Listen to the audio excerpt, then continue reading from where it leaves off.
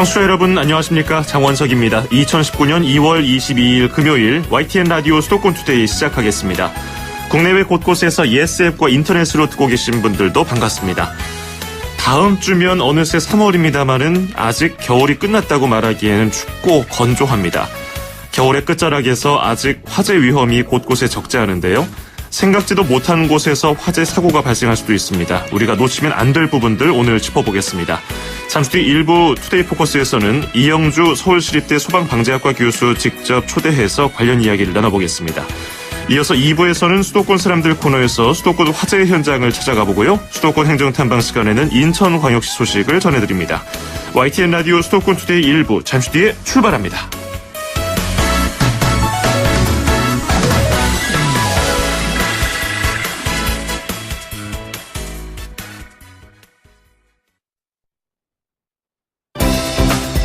수도권과 관련된 소식은 모두 여기 YTN 라디오 수도권 투데이.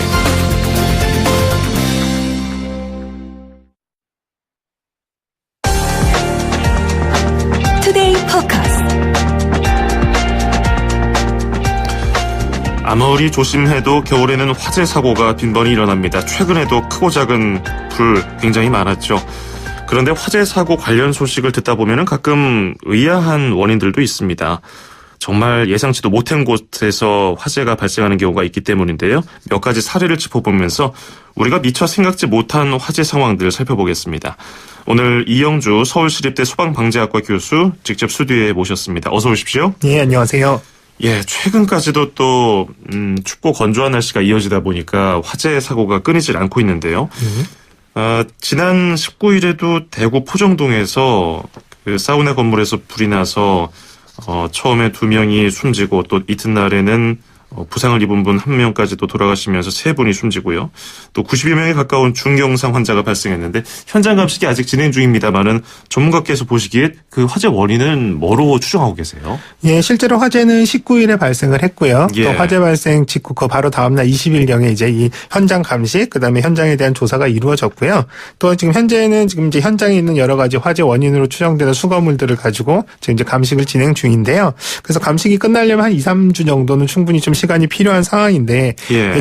지금까지 현장 조사 그리고 또 현장에 화재 진압을 했었던 이런 관계자들의 얘기를 종합해 보면은요, 일단은 4층에 이 남탕 사우나 입구 부분에서 화재가 발생한 것으로 이렇게 보거든요. 예. 근데 이제 사우나 입구 부분에 이제 구두방, 간단하게 구두를 수선해주고 하는 이런 공간이 있었다고 그래요. 예, 예. 이쪽에서 지금 화재가 최초 발생한 것으로 이렇게 추정을 하고 있는데요. 그러면 이제 이 안에서 뭐 때문에 불이 났을까라고 하는 것들을 좀 들여다봐야 될 텐데, 예. 뭐 전열기를 여기서 자체적으로 사용했다거나 혹은 또 다른 전기적인 요인이 있을 수 있고요. 또 직접 또 이를테면 이 구두 수선을 위해서 일단 화기를 직접 사용한 상황은 아닌지 뭐 이런 것들을 이제 종합적으로 좀 검토를 해볼 필요는 있겠다라고 생각이 됩니다. 예, 지금 정밀 합동 감식이 진행 중이기 때문에 섣불리 단정 지을 수는 없습니다만은 여러 가지 추정되는 상황을 보면 일단 이 건물이 굉장히 오래됐더군요. 40년이 넘었기 때문에 노후 건물이었고, 그리고 스프링클러가 없었지 않느냐 이런 지적이 있는데, 이렇게 구식 건물에 스프링클러 설치 의무는 현재는 없나요? 소급 적용되거나 그러진 않나요? 예, 지금 스프링클러 설비 같은 경우는요, 일부 시설에 대해서는 소급 적용이 되고 있는 경우들도 있습니다. 많은 분들이 아시다시피 이제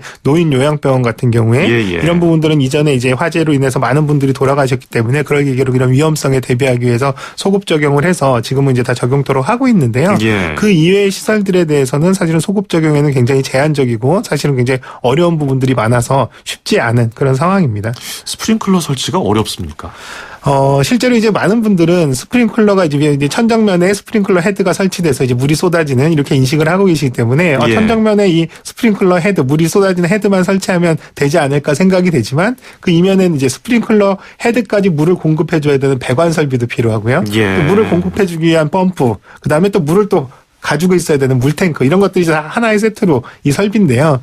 이러려다 보니까 사실 기존의 건물들 같은 경우에 천장 속에 이런 배관을 설치하는 어려움들도 있고 공간도 부족하고요. 예. 또 물탱크 같은 경우를 설치하려면 펌프실도 별도로 공간을 마련해야 되고 물탱크 같은 경우에 지하라든지 다른 공간 상관없지만 건물의 상부나 이런 곳으로 올려놔야 되는 경우에 그 하중을 감당할 수 있는지에 대한 부분도 검토를 해야 되고 이게 굉장히 여러 가지 검토들이 필요합니다. 이러다 보니까 사실은 쉽게 설치 적용이 어려운 부분들도 있고요. 예. 또 이러한 부분들을 간소화 사용하기 위한 간이형 스프링클러라고 그래서 원래 스프링클러보다는 조금 더 간소화된 형식도 있지만 이것도 사실은 쉽지 않은 부분들이고요. 예. 또 하나는 이런 부분들이 비용적으로 제공이 된다 하더라도 실제로 이런 것들을 설치 공사를 하기 위해서는 영업을 중단하거나 주거하던 상황을 일시 정지해야 되는 이런 부분들이 발생을 하기 때문에 예. 뭐 비용적으로나 공간적으로나 또 설치의 어떤 용이성상으로도 상당히 어려운 부분들은 사실입니다. 참 아쉬움이 많이 남는 사고들입니다. 그리고 지난달 중순에 발생했던 천안 라마다 호텔에서는 굉장히 신축 건물이었는데도 스프링클러가 제대로 작동을 하지 않았지 않느냐 이런 또 지적도 있었는데 어쨌든 이 부분 스프링클러에 대한 궁금증 한번 여쭤봤고요. 그런데 또 하나 의아한 것이 4층 남탕 사우나 앞쪽 구두방이라고 했는데 흔히 목욕탕이라고 생각하고 뭐 사우나를 예로 들면은 굉장히 습하죠. 습하고 네, 그렇죠. 물도 많고요. 네. 그래서 이런 공간에서 화재가 발생하리라고는 우리가 잘 생각을 못 하잖아요. 네. 근데 이렇게 이런 공간에서도 화재가 발생하는 일이 종종 있었나요? 실제로 이제 우리가 많이 생각하는 것은 일단 가장 대표적인 것들이 이제 수영장, 사우나 네네. 이런 것처럼 물이 직접 노출되어 있는 공간 같은 경우는 상대적으로 화재의 위험성이 적은 건 사실입니다. 또 예. 가연물이라고 하는 것 자체도 그 공간 안에는 없는데요. 사실은 그 공간 자체가 문제가 아니라 이 공간과 연결되어 있는 부속 공간, 예를 들면 락커룸이라든지 또 아하. 여기 식음료를 파는 공간이라든지 또 다른 뭐 여러 가지 기능을 하는 실들에서 불이 났을 때 예. 이러한 공간들이 이제 그쪽까지 위험이 이제 미치는 경우 이런 부분들이 대부분 위험해지는 상황이죠. 아하. 그러니까 사실은 그 공간 자체를 딱 떼어놓고 봤을 때는 물이 항상 있고 사방에다 수도꼭지가 달려있고 여기서 불이 날 수가 있을까라고 그러니까요. 생각이 되지만 그 공간 자체는 사실은 발화가 되진 않지만 다른 쪽에서 화재가 났을 때 연기가 이쪽으로 침투하면서 제천 스포츠센터 때도 마찬가지였거든요. 예. 이 안에 화재로서 위험이 많이 됐던 것보다는 연기가 우선적으로 많이 집중됐기 때문에 그런 위험이 있는데 그래서 이런 부분들 사실은 그러니까 사우나라 하더라도 직접 발화가 그 공간이 아니라도 그 주변 공간 혹은 또 다른 층에서의 화재가 발생했을 때 확산돼서 위험에 처할 수 있는 가능성은 충분히 있고 또 그만큼 또 위험하다라고 예. 인식을 하시면 되겠습니다. 특히나 사우나 같은 시설은 그 최초에 설계됐을 때 벽면 말고 내부에 또 칸막이를 만들어서 사우나실을 또 따로 구비해야 되지 않습니까? 뭐 구두방 같은 경우도 그렇고 매점도 그렇고 그런 나중에 만들어진 칸막이 그 구분을 나눠놓기 위한 파티션 같은 것들 때문에 더 피해를 키우지 않았느냐 이런 지적에 대해서는 어떻게 보시는지요? 네, 충분히 뭐 공감이 가는 내용인데요. 예. 왜냐하면 사실은 이제 우리나라 같은 경우는 근린생활시설이나 상업시설 이런 시설들에 대해서 처음부터 사우나로 지을 것이다라고 해서 이렇게 설계를 하는 경우들도 있지만 예. 일반적으로 그냥 어떤 용도로 쓸지 모르는 상황에서 지어놓고 거기에 이제 사우나가 들어가게 되면 공간 계획들을 하는데요. 그렇죠. 이러다 보니까 이제 복도라든지 출구 쪽과 이 공간을 사용하는 데 있어서 여러 가지 칸막이들로 구성을 하다 보면 사실은 피난이라든지 또 대피에 원활하지 않은 부분들 예. 또 공간이 너무 작게 여러 공간으로 거쳐서 잘라지게 되면 대피를 할 때라든지 화재 인지 같은 것들도 상당히 늦어질 수가 있거든요. 그래서 예. 이렇게 벽이 많이 설치돼서 이런 공간 구성이 복잡하게 되는 부분들은 화재 인지 측면이나 혹은 또 화재 시 대피 측면에서 별로 좋은 방법은 아닙니다. 그렇기 때문에 이제 사우나 건물에서의 어떤 피난이나 이런 것들이 항상 어렵게 되는 그런 이유 중에 하나겠죠. 그렇죠. 화재 발생의 주요 원인을 살펴보면은 뭐 실화도 있고요. 방화 그리고 전기 합선 뭐 이런 것들이 있는데 목욕 시설 뭐 사우나 같은 데서 발생할 수 있는 화재 원인은 뭐가 있을까요? 여태껏 화재 발생했던 원인들로 살펴보면은요, 사우나 내에 직접적인 화재 원인이 있었던 경우들은 다 대부분 없고요. 예. 그 건물이 속해 있는 다른 부분에서의 화재가 이쪽으로 확산되는 이런 경우들이 대부분인데요. 대부분은 이제 가장 많은 것들은 우리나라에서 어떤 건물이든 간에 전기적인 요인에 의한 화재의 발생 비율이 가장 높습니다. 그래서 예. 전기의 배전선상의 문제라든지 전기 기기를 사용함에 있어서 과열이라든지 뭐 합선이라든지 이런 전기적인 요인에 의한 화재가 가장 많고요. 또 그 다음에는 이제 식음료, 음식을 직접 조리를 하거나 화기를 직접 다루면서 발생하는 화재 예. 이런 것들이 많기 때문에요. 말씀하신 대로 사우나 자체의 위험성보다는 사우나가 포함되어 있는 상업시설이나 복합시설의 위험성 이런 부분들에서 화재가 발생해서 사우나까지 위험해진다라고 볼 수 있겠습니다. 그렇군요. 화재가 발생했을 때 전문가들이 늘 얘기하는 것이 직접 불로 인한 피해보다는 연기를 흡입해서 정신을 잃고 호흡곤란으로 그 세상을 떠나게 되는 그런 경우가 많다고 하잖아요. 역시 그 목욕탕 시설에서도 물이 많고 습하지만 다른 곳에서 발생한 그런 연기들이 유입되면서 피해를 보는 건데 근데 목욕탕이나 사우나를 생각하면 일반적인 건물에 비해서는 밀폐가 돼 있잖아요. 네, 맞습니다. 창문도 없고 있더라도 굉장히 작고요. 그런 시설이기 때문에 만약에 화재가 발생하면 그 연기가 빠져나갈 공간도 없고 내가 머리를 내밀어서 숨을 쉴 공간도 없기 때문에 위험해 보이는데 이런 곳에서 특별히 더 좀 주의를 해야 할 부분도 있을까요? 예, 그래서 이제 사우나를 이용하실 때 대부분은 우리가 그 주 안내 데스크, 이를테면 이제 출입을 하는 주 출입 통로 이외에는 사실 다른 출입구를 확인하기도 어렵고 잘 인식하지 못하는 경우들이 많은데요. 네. 이런 것들은 이용상 이제 관리상 편의성을 위해서 그렇게 이제 해놓은 경우들인데요. 그래서 실제로 이제 대피를 만약 화재가 발생했을 때 사실은 출입구로 대피가 불가능하거나 어렵다면 사실은 그 안에서 어떻게든 안전하실 수 있는 조치들을 취하는 게 좋은데요. 예. 앞서 말씀하신 것처럼 사우나에 어떻게 보면 가장 화재가 났을 때 단점은 밀폐도가 굉장히 높거든요. 그렇죠. 밀폐도 높기 때문에 사실상 연기가 이쪽으로 한번 흘러 들어오면 사실은 다 빠져나갈 것 없이 이 안에 온전히 갇히게 되는 상황이기 때문에요. 네. 그래서 혹시 만약에 바깥 부분, 이를테면 복도라든지 다른 공간이 이미 화재에 노출이 되거나 연기가 쌓여 있다면 사우나실 탕 안쪽에서 사우나실 탕 안쪽과 라커룸의 이런 출입구라든지 이런 부분들을 물에 적신 수건이라는 이런 것들 틈새를 잘 막고 그다음에 이제 수건을 적셔서 코와 입을 잘 막은 상태 그리고 최대한 낮은 자세를 유지하시는 것들 이런 것들이 이제 그 안에서 취하실 수 있는 이제 뭐 행동 방법이겠고요. 예. 또 혹시라도 이제 사우나실 내에 이를테면 창문이 있거나 열 수 있는 창문이 있다면 열어놓으시는 게 훨씬 안전하실 수 있고요. 그다음 만약 깨서라도 이런 부분들이 사실은 이제 개방될 수 있다면 이런 부분들을 이제 깨놓는 이런 부분들. 그래서 연기로 인한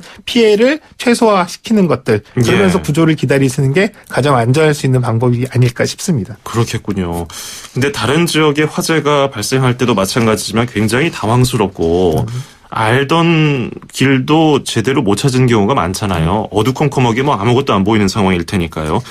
특히나 목욕탕의 경우는 더 특수하잖아요. 몸을 씻고 있는 가운데 갑자기 화재가 발생해서 대피를 해야 한다고 막 소리 지르고 한다면은 그처럼 당황스러운 일도 없을 것 같은데 그렇기 때문에 더 이런 목욕탕이나 사우나 시설에서 화재가 발생했을 때 피해자가 더 발생하지 않을까요? 예, 맞습니다. 그래서 예. 여기서 가장 중요한 것 중에 하나는요. 사실은 화재를 인지한 사우나 내실 외부에 바깥에 있는 네. 다른 인원들이 화재가 발생한 상황을 인지함과 동시에 최대한 빨리 안쪽에 있는 분들한테 알려서 초기에 대피를 시키는 게 가장 중요하거든요. 예. 왜냐하면 사우나실 같은 경우는 그 안쪽에 이제 이 샤워 소음이라든지 여러 가지 이런 물을 쓰는 소음이라든지 또 소리가 울리거나 밀폐되어 있기 그렇죠. 때문에 바깥에서 아무리 불이 났다고 뛰어다니고 이래도 사실 그 안에서 모르실 수 있는 가능성이 훨씬 높거든요. 예. 인지가 그만큼 늦어진다는 거기 때문에 그래서 바깥에서의 상황을 빨리 이 욕장 안에 계신 분들한테 알려서 대피를 시킬 수 있게끔 하는 체계. 그래서 무조건 화재에 관련된 부분들의 신호라든지 징후가 있다면 그 뭐 건물의 관리자나 혹은 또 이제 이게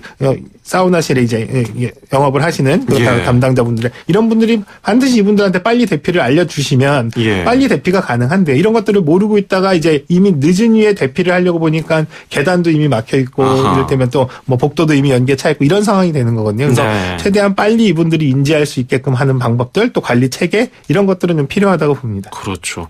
그리고 지금 뭐 화재 인명 피해가 나고 이런 얘기를 합니다만은 예전에 뭐 이런 얘기도 있잖아요. 목욕탕에서 화재가 발생하면 어떻게 할 것이냐. 왜냐하면 나체 상태이기 때문에 그것도 참 곤란하잖아요. 특히 여성분들 같은 경우는 대피하기가 쉽지 않을 텐데 그것을 미리 좀 준비할 수 있도록 하려면은 진짜 빠르게 신속하게 알려서 뭐라도 걸치고 나갈 수 있도록 하는 게 필요해 보이네요. 자, 그리고 또 다른 사례인데요. 정월 대보름인 19일에 부산 해운대구 송정해수욕장에서 뭐 흔한 일입니다. 달집 태우기 행사가 있었습니다. 근데 여기서 폭발이 일어나서 3명이 부상을 입었습니다. 달집 태우기를 하다가 폭발이 일어나는 거 굉장히 드문 일 같은데 어떻게 된 일일까요? 대부분 이렇게 이제 달집 태우기에 이제 태우는 이 더미들 그리고 예. 혹은 또 이제 캠프파이어 같은 것들을 할 때 처음에 불이 이제 확 잘 붙게 하기 위해서 원래 재료 이외에도 사실 여기에 이제 휘발유를 붓거나 기름을 이렇게 이제 부어놓는 경우들이 있거든요. 종종 있죠. 예, 그래야 이제 처음에 불을 붙였을 때 한 번에 잘 타면서 네. 원활한 이제 행사가 이루어지니까요. 근데 이제 이렇게 기름을 부어놓다 보니까 기름이 이제 휘발성이 있기 때문에 유증기가 발생을 하는 그런 상황인데요. 네. 사실 일반적으로는 유증기가 발생하더라도 야외의 경우에는 사실은 이제 유증기가 발생한과 동시에 주변으로 이제 확산이 그러니까요. 되면서 사실은 폭발의 위험성까지는 없는데요. 예. 간혹 이렇게 이제 기름을 너무 많이 부어놓거나 혹은 또 이런 점화원을 이 유증기가 생겨나 있는 이를테면 그 인근 주변에 바로 갖다 댔을 때 이런 폭발적인 연소 현상들, 예. 소위 폭발이 일어날 수 있는 가능성들이 있거든요. 예. 그래서 아마도 이제 이번에 그 이제 이 달집 태우기 정화식 때 화재도 이 기름을 부은 이후에 유증기가 그 표면에 상당 부분 정체되어 있는 상황에서 아마도 이제 이 점화원을 갖다 대니까 아마 폭발 현상으로 이어진 것으로 이렇게 보이는데요. 예. 그래서 사실 이런 부분들은 사실 항상 조심을 하셔야 되는 게요. 이를테면 유류를 이용해서 사용하는 경우, 또 예. 이런 또 더더욱이 밀폐되어 있는 공간 같은 데 유류를 사용하시는 경우에는 항상 이런 유증기에 의한 폭발의 위험성 이런 부분들이 항상 있다라는 걸 명심하시고 환기 상태 같은 것들을 좀 항상 체크를 하셔야 되겠고요. 예. 바깥에서 행사를 할 때도 사실상 이런 유증기를 유발할 수 있는 기름 휘발성 물질이나 이런 것들을 사용은 최대한 자제하시고 또 주변으로부터 충분히 사람들을 떨어뜨려 놓은 상태에서 점화를 하시는 게 그나마 안전하실 수 있겠습니다. 그렇군요. 실내에서는 당연히 유증기가 위험한 줄 다 알기 때문에 환기도 열심히 하고 주의를 하는데 바깥에서 특히나 해수욕장에서 유증기 때문에 폭발 사고가 일어나리라고 누가 상상을 했겠습니까? 네, 아마도 그런 부분들 부주의했던 부분들도 있었던 것 같습니다. 예, 이 유증기라는 것이 만약에 그 뿌린 곳의 주변에서 뭉게뭉게 계속해서 머물고 있었다는 것이 그러면 주변의 날씨라든지 뭐 바닷가 뭐 습도 이런 것 때문에 뭐 여러 가지 작용 때문에 이런 뭐 환경이 마련된 걸까요? 이거는 약간 좀 다른데요. 이를테면 이제 유증기가 발생하면 자연적으로 이를테면 이제 휘발이 되기 때문에 이렇게 확산이 되기 때문에 사실은 뭐 일반 바람이 불지 않거나 온도 조건이 좀 안 맞더라도 사실은 그렇게 크게 뭐 위험성이 있지는 않습니다. 다만 이제 이런 부분들이 뿌려진 부분에서 바로 이제 기화되는 그 주변 부분들은 처음에는 농도가 이제 막 휘발이 되면서 그 주변에는 아직까지 이제 농도가 짙은 상태로 있다가 조금 시간이 지나면서 주변 공기로 확산이 되기 때문에 이런 부분들도 사실은 이런 농도, 유증기가 폭발할 수 있는 임계 농도에 도달할 수 있는 부분들은 사실 그 주변 부분은 이렇게 되는 상황들이 발생할 수 있거든요. 그렇겠군요. 그렇기 때문에 이제 뭐 일반적으로 어느 정도 이격이 되거나 충분히 떨어져 있는 곳이라면 사실 크게 문제는 없지만 이렇게 이제 그 물질들이 보관돼 있거나 뿌려져 있는 부분에 인접한 부분에서는 막 그런 것들이 이제 휘발되고 있는 상황이기 때문에 그런 부분들의 농도가 폭발할 수 있는 농도에 충족되는 이런 경우들이 발생을 하기 때문에요. 이런 부분들을 좀 주의를 하셔야 되겠습니다. 그렇기 때문에 주유소에서 주유할 때 뭐 정전기 때문에 정전기 방지 패드도 어딜 가나 요즘에 붙어 있는 거고요. 네, 맞습니다. 그리고 쇠로 된 뭐 열쇠 같은 것으로 주유소에서 취급할 때도 조심하라고 그러고 시동도 끄는 거고 당연히 담배 피우는 것도 안 되고요. 여러 가지 그런 조치를 하고 있는 건데 근데 그 캠핑 행사가 뭐 방학 시즌에는 항상 많잖아요. 그리고 어딜 가나 빠지지 않는 것이 캠프파이어, 모닥불인데 뭐 경험상 떠올려 보면은 그 안에다가 뭐 칼집을 않는 군밤을 넣는다든지 이렇지 않는 한 팍팍팍 하고 튈 일도 없고요.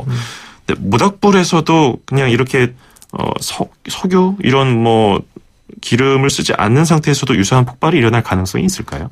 실제로 이제 뭐 석유를 안 쓴다 하더라도요. 사실 이제 이 모닥불 같은 것들을 피워놨을 때 이 안에다가 뭔가를 이제 태우려고 계속 집어넣는 경우들이 있습니다. 많죠, 이런 그럼요. 경우에 이제 잘못해서 이를테면 밀폐된 용기 같은 것들이 들어간다거나 또 이를테면 우리가 이제 스프레이 같이 이런 이제 캔 형태로 돼 있는 이런 부분들로 돼 있는 이제 이 물건들을 넣었을 때 폭발할 수 있는 가능성 또 심지어는 뭐 이를테면 우리가 휴대용 라이터 같은 경우도 이런 부분들이 이제 잘못 들어갔을 때 폭발할 수도 있거든요. 그래서 이런 폭발의 위험성들이 이제 있다라는 부분들을 조심하셔야 되겠고요. 다만 이제 또 하나는 문제는 뭐냐면 이런 모닥불이 아닌 캠프파이어용 이제 불을 피워놨을 때 불이 이제 사그러들 때쯤 되면 이런 것들을 다시 이제 점화하기 위해서 이렇게 불이 붙어 있는 상태에서 기름을 그 상태에다 붓거나 이런 부분들이 있어요. 근데 이런 경우에 굉장히 위험할 수 있거든요. 기름을 붓는 상태에서 불이 거꾸로 부어지는 기름을 따라서 사실은 불이 확산이 돼서 오히려 더 위험할 수 있거든요. 그래서 이렇게 불이 이미 붙어 있어서 피워져 있는 불에 직접 연료를 주입하는 그래서 이렇게 해서 이제 불씨를 살리는 이런 행위들은 하지 말아야 되겠고요. 그래서 이런 부분들은 사실은 그래서 우리가 가정에서도 사실은 난로가 피워져 있는 상황에서는 뭐 이런 연료를 넣지 않게끔 하는 것도 다 이런 같은 이유거든요. 그래서 이런 부분들 항상 이제 현장에서 안전에 관련된 부분들은 좀 조심을 하셔야 되겠고요. 또 실제로 어떤 상황에서든 불이 피울 때 그 불이 혹시라도 어떤 이유에서건 다른 쪽으로 확산되거나 위험할 수 있기 때문에 방화수라든지 소화기라든지 이런 부분들에 대한 안전 조치 주변에 꼭 비치를 하셔서 만약의 상황을 대비하시는 것들 이런 정도는 좀 필요할 것으로 보입니다. 그렇겠군요. 바깥 활동이라고 해서 절대로 간과해서는 안 되는 사항들 말씀해 주셨는데 수년 전에 또 글램핑을 하다가 그 내부에서 그 난로를 피웠나요? 그래서 그 질식해서 숨지는 그런 사고도 있었잖아요. 여러 가지 캠핑 상황에서 주의할 점이 많은데, 근데 조금 전에 그 불이 거의 꺼진 상태에서 기름을 붓다가 오히려 기름통까지 불이 옮겨 붙을 수 있다고 말씀해 주셔서 떠오른 건데, 주유소에서 기름을 넣다가 그 주유구에 불이 붙은 모습, 그 종종 인터넷에서 영상으로 떠돌아다니거든요. 그런 경우에 어떻게 끕니까? 계속해서 기름이 나오고 있는데. 실제로 이제 그런 경우에는요. 예. 이를테면 우리가 기름이 대부분 불이 붙는 경우는요. 네. 그 자체로 기름이 계속 타는 형태로 보기는 좀 어렵고요. 거기서 휘발돼서 나오는 그 이제 거기도 마찬가지로 유증기 같은 것들이 불이 붙으면서 그런 것들이 이제 다른 쪽으로 옮겨 붙는 이런 상황들이 되는데요. 그래서 그렇게 휘발되는 부분들이 이제 계속 이제 이 부분이 이제 노출이 되는 경우에는 거기 이제 가스화되어 있는 이런 부분에 이제 계속 화재가 붙기 때문에요. 예. 이러한 경우에는 사실은 그 부분을 이를테면 이제 밀폐되어 있는 이런 부분들이 이제 질식수화 같은 것들 실제로 이제 더 이상 휘발이 안 돼서 그런 임계 농도가 안 되게끔 해서 뭔가 담요라든지 이런 것들을 급격하게 덮어주시면 산소 공급이 차단되면서 그 정도 불은 초기에는 끌 수가 있거든요. 예. 그러니까 이제 이런 부분들이고 또 이제 오히려 그런 불이 몸에 옮겨 붙지 않도록 빨리 그 부분에서 이격을 해서 그 이후에 이제 뭐 다른 분들의 도움을 통해서 소화기라든지 거기에 이제 적용성 있는 소화 장비라든지 이런 것들을 통해서 소화를 하시는 게 맞습니다. 오히려 당황하셔서 그런 주유구를 계속 열어놓은 상태에서 이를테면 그 자리에서 그렇죠. 어쩔 줄 몰라 하시면 불도 확산되고 본인한테도 위험하실 수 있거든요. 그래서 일단은 화재가 발생하면 본인이 안전한 곳으로 이격을 하는 부분, 만약에 급하게 조치할 수 있다면 담요라든지 아니면 코트나 옷 같은 걸로 그 주유구 부분을 덮어서 질식 공기를 차단시키면 일시적으로 끌 수 있는 이런 상황은 될 겁니다. 일반적으로 우리가 뭐 나무나 면 이런 소재에 불이 붙었을 때는 뭐 물을 뿌리거나 모래를 뿌려서 산소 공급도 차단해주고 불을 직접적으로 끄는 경우도 있는데, 진짜 불이 어떤 특정한 화학물질을 이용해서만 끌 수 있는 그런 상황도 있잖아요. 그렇기 때문에 뭐 그런 상황에서는 함부로 뭐 우리가 시도하면 안 되는 그런 것들도 있을까요? 가장 대표적인 게 이제 주방에서 이를테면 우리가 뭔가를 굽거나 이럴 때 이제 기름을 이용해서 조리를 하는 경우에 이 기름에 불이 붙는 경우들이 있습니다. 근데 이런 경우 이제 많은 분들이 불이 났으면 당연히 급한 마음에 이제 물을 거기다 갖다 부으시는 경우도 그렇죠. 있거든요. 일반적이죠. 바로 이제 싱크대나 이런 부분들에 이제 이 물들이 있기 때문에. 근데 아찔하네요. 근데 이러한 경우에 사실 이제 물을 붓게 되면 이 기름들이 이제 사방으로 막 튀면서 불이 붙은 기름들이 사방으로 막 튀면서 주방 곳곳으로 이제 화재가 확산되는 이런 위험성들이 있거든요. 그렇기 때문에 이러한 경우에 이제 절대 이제 물을 직접 쓰시면 안 되는데, 이런 것들은 사실 일반적으로는 다 기름불에는 물을 쓰면 안 되지라고 다 알고 계시지만 실제로 불이 붙은 걸 보면 불이면 무조건 물을 일단 끄게 되는 이런 이제 본성들이 있다 보니까 그래서 항상 이런 부분들에 대한 위험성, 이런 부분들은 뭐 생활 속에서 일어날 수 있는 부분들은 이런 부분들이 이제 대부분이니까 이런 부분들 항상 좀 주의를 하셔야 되겠습니다. 네, 정말 우리가 생각도 못했던 일상 속의 화재 발생 요인들 몇 가지 사례를 통해서 알아보고 있는데, 이번에도 참 황당합니다. 지난 18일 저녁에 광주광역시 한 원룸 2층에서 불이 났는데, 원인을 찾다 보니까 고양이가 불을 냈다는 이런 추정이 나왔어요. 그러니까 고양이가 전기레인지 버튼을 눌러서 이게 사고가 난 건데 굉장히 흔치 않은 경우잖아요. 예, 그렇습니다. 사실은 근데 이 애완동물들을 키우시는 분들은 좀 더 이제 이번 사례도 마찬가지로 좀 각별히 주의를 하셔야 되는 것들은요. 물론 사람도 이런 부분들의 화재 안전에 대한 주의를 해야 됨에도 불구하고 부주의한 경우들도 많이 있어서 화재가 많이 발생하는데요. 동물들은 사실 이런 부분들이 화재에 대한 위협이 된다라는 것 자체를 모르잖아요. 그렇죠. 그렇기 때문에 이제 이런 부분들이 발생할 수 있는 화재 가능성이 많은데요. 실제로 뭐 화기를 직접 사용하는데 이런 동물의 이제 몸에 이 불이 붙어서 동물들이 이제 놀라서 뛰어다니면서 불을 옮기는 이런 경우들도 발생하기도 하고요.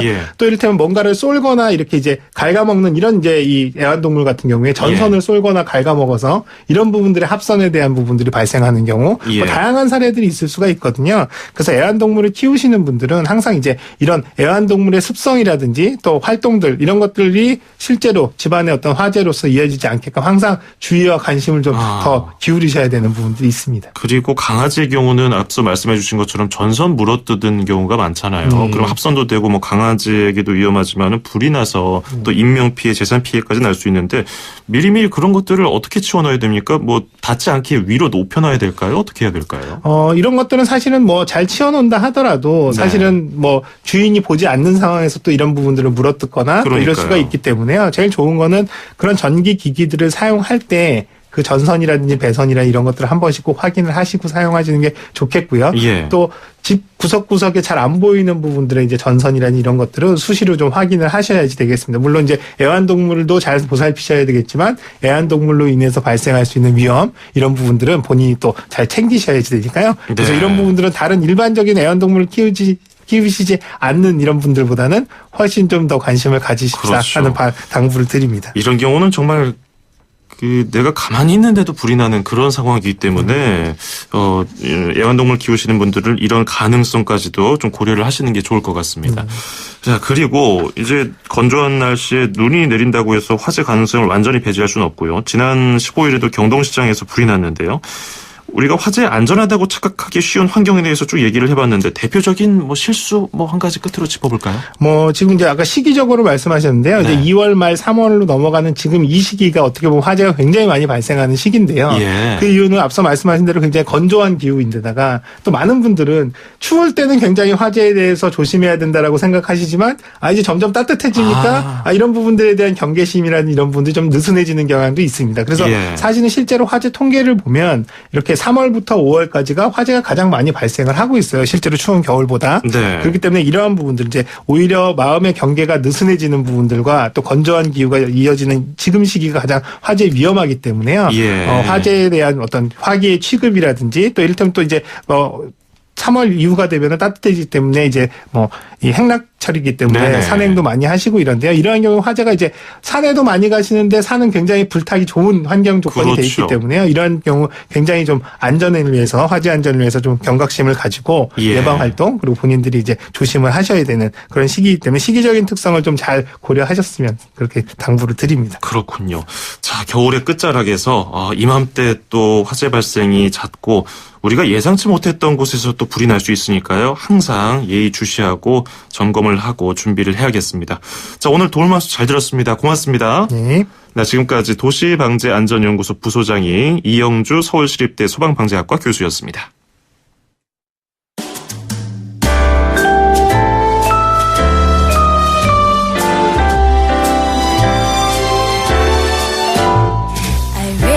네, YTN 라디오 수도권 투데이 1부 성시경과 에일리가 부르는 Baby It's Cold Outside 들으시면서 마무리하고요. 잠시 뒤 2부에서 뵙겠습니다.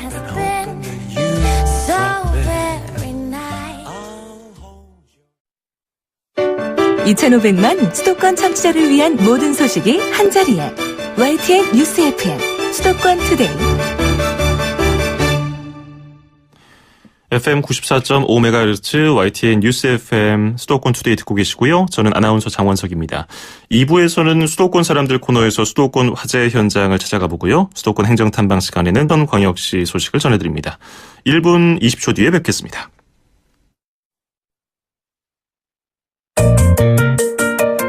음악과 수도권 뉴스가 한방에 수도권 전문 방송 수도권 투데이.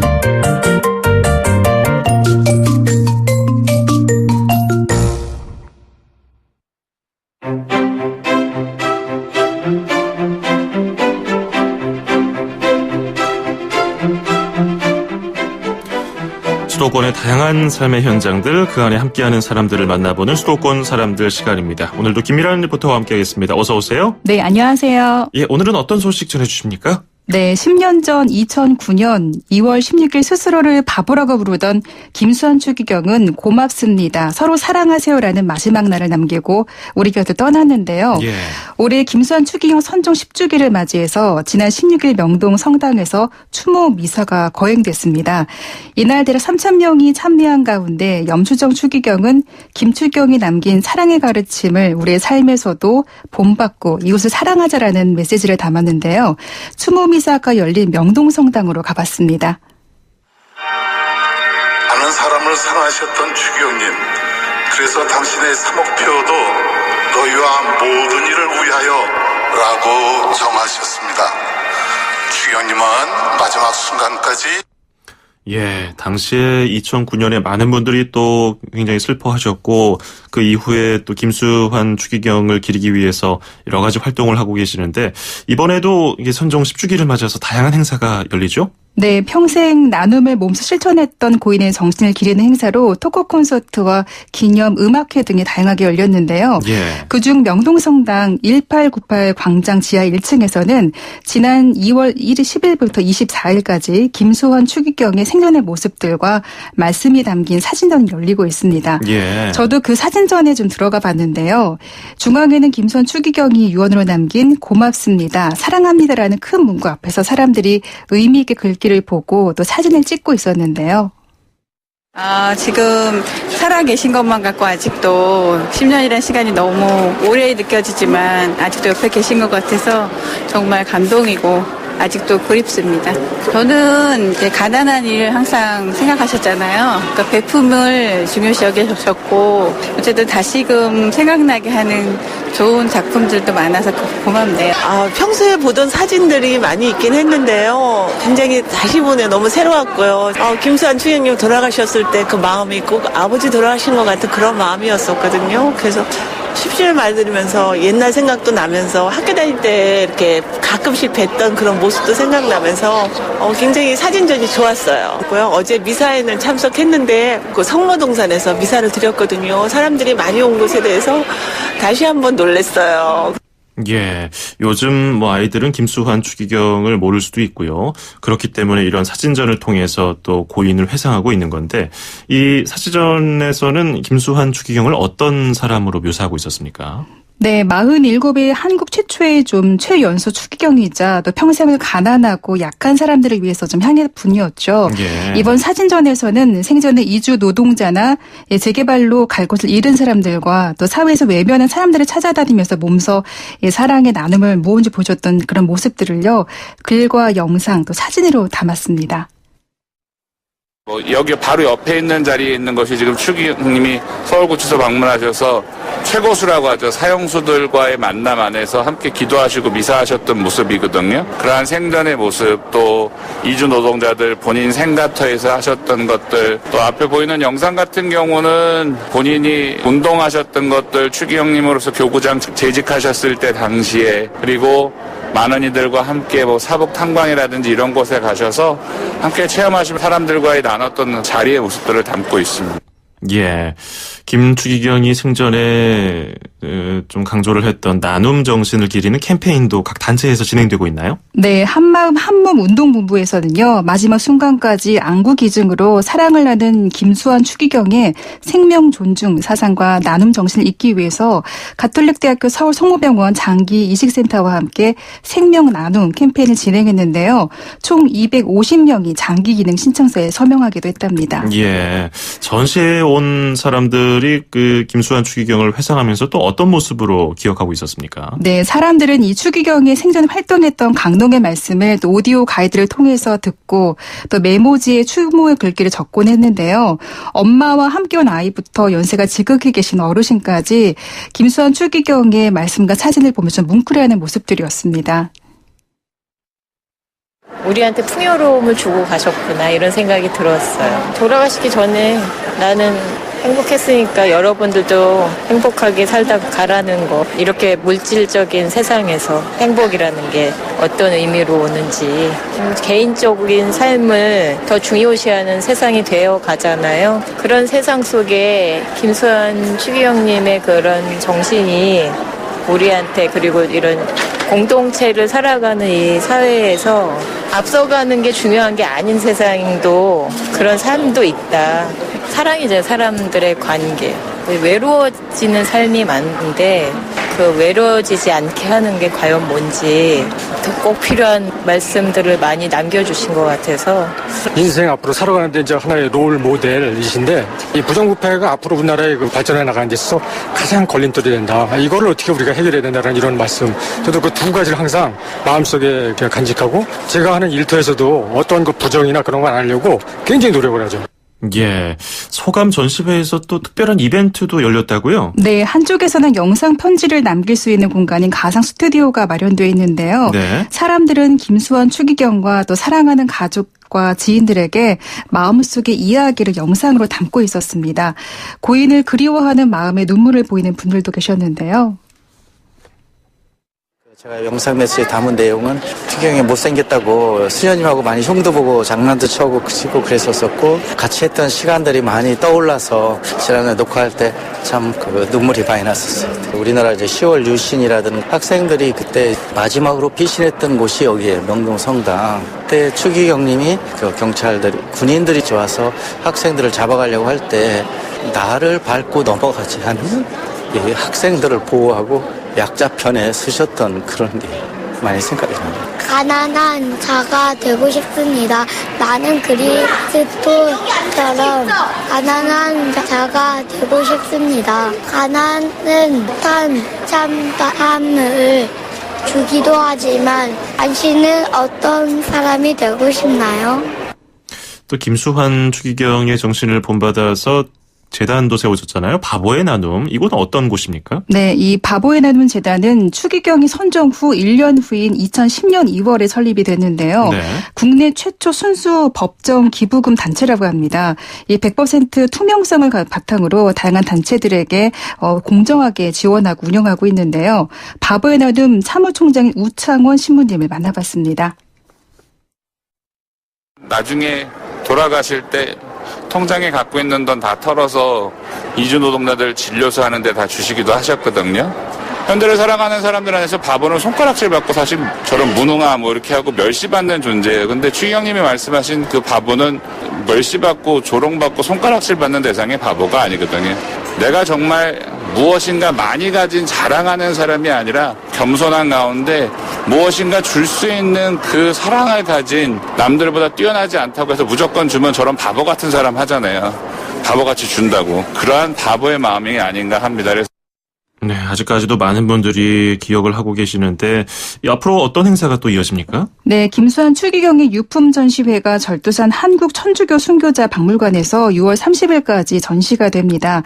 생명 나눔, 생명 존중 작품 공모전이 5월부터 9월까지 있고요. 오는 3월 5일 저녁 7시엔 주 교자 명동성당에서 민족의 화해와 일치를 위한 특별 미세가 진행될 예정입니다. 예, 우리들이 이렇게 김수환 추기경을 기다리고 있고 이렇게 또 그리워하는 이유는 뭘까요? 그가 남긴 나눔의 사랑이 정말 컸기 때문이라고 사람들은 말하는데요. 떠나간 빈자리는 아쉽지만 평생을 나눔을 실천한 그 삶을 존경하고 또 그가 남긴 풍요로운 사랑을 그리워하는 마음일 텐데요. 이번 10주기 사진 전시회를 통해서 진정한 행복이 무엇인지 다시 한번 깨닫게 해주는 그런 자리였습니다. 네, 오늘 소식 잘 들었습니다. 고맙습니다. 네, 감사합니다. 네, 지금까지 김미란 리포터였습니다. 서울, 경기, 인천, 집고! 수도권 정부의 핵심이 바로 여기에 수도권 행정탐방. 네, 계속해서 인천시 소식 들어보겠습니다. 장병현 소상공인 정책과장 연결하겠습니다. 과장님 안녕하세요. 네, 안녕하세요. 예, 인천 이음 전자상품권에 대해서 소개를 들어볼까요? 네, 인천 이음 전자상품권에 대해서 간단히 말씀드리면 모바일 어플과 선불카드 그리고 교통카드 기능이 결합된 상품권으로 모바일 어플에서 편리하게 충전하실 수 있고요. 체크카드처럼 사용하실 수 있는 전자상품권입니다. 기존 상품권의 단점을 보완해서 사용자의 편리성을 높인 전자상품권이라고 할 수 있습니다. 예, 어떤 혜택들이 제공됩니까? 네, 먼저 이번에 국비로 지원되게 되어 있는데요. 국비로 지원되는 금액은 사용자에게 캐시백 포인트로 제공될 계획입니다.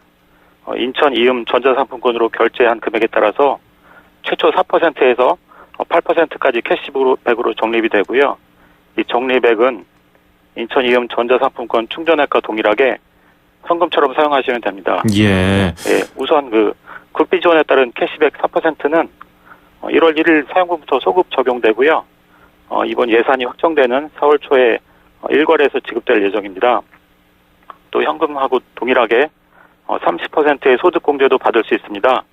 이런 점을 감안하셔서 시민 여러분들께서 많이 사용해 주시고 다양한 혜택도 받으시기를 기대하고 있습니다. 예, 인천 이음 전자상품권은 어디서 쓸 수 있습니까? 네, 인천 이음 전자상품권은 인천시의 전체 사업장 중에서 99.8%인 17만 5천여 개 점포에서 결제가 가능한데요. 다만 이 사업은 이 소상공인 매출 증대를 위한 사업입니다. 예. 그래서 백화점이나 대형마트 그리고 기업형 슈퍼마켓 등에서 한 300여 점포에서는 사용이 안 되고요. 향후 결제 가능한 17만 5천여 개 점포에 대해서는 스티커를 부착해서 시민들께서 결제 가능한 점포를 쉽게 찾을 수 있도록 조치할 계획입니다. 예, 인천 이음 전자상품권 앞으로 또 긍정적인 영향을 미치길 기대해 보겠습니다. 오늘 말씀 잘 들었습니다. 고맙습니다. 네, 감사합니다. 네, 지금까지 장병현 인천 소상공인 정책과장이었습니다.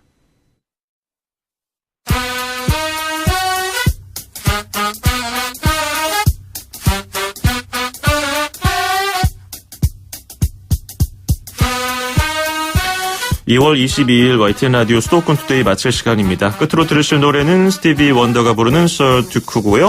저는 주말 지난 다음에 다음 주 월요일 아침 9시 10분에 뵙겠습니다. 장원석이었습니다. 고맙습니다.